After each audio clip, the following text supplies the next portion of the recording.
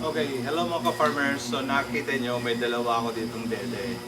So magkapadede ako dito sa mga anak ni Elsa kasi nga hindi pa rin sapat yung gatas ni Elsa. So kailangan natin ng additional source of gatas.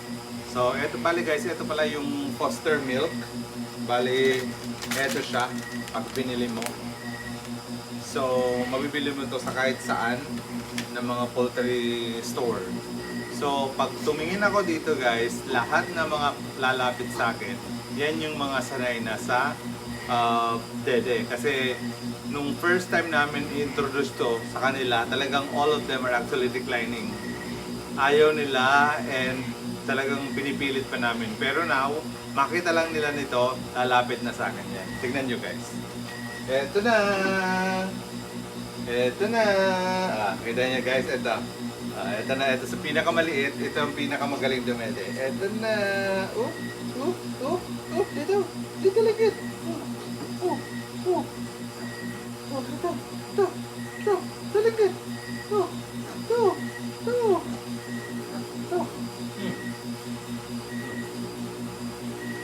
Kita niyo yan guys? Eto si Linggit, hindi na siya nadede sa parent. Hindi na siya nadede kay Elsa. Dito na siya nadede. Sanay na siya dito. Eto din. Nagkakawang pa sila. So, ayan.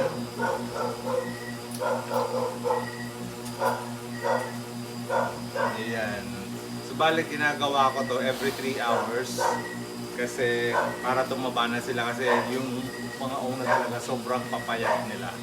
Pero now na nakakapag-dede na sila ng foster milk, somehow meron na talaga mga laman-laman sila.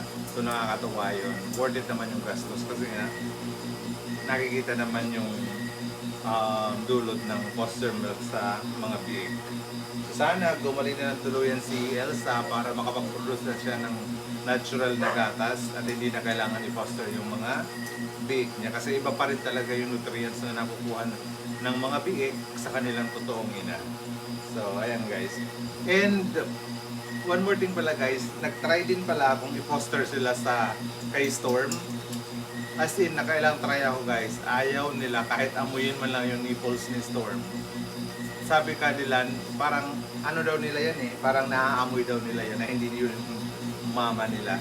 So talagang totoo kasi lahat ng 12 na to, trinay ko, ayaw dumedic yung storm. Kita nyo guys, puno to.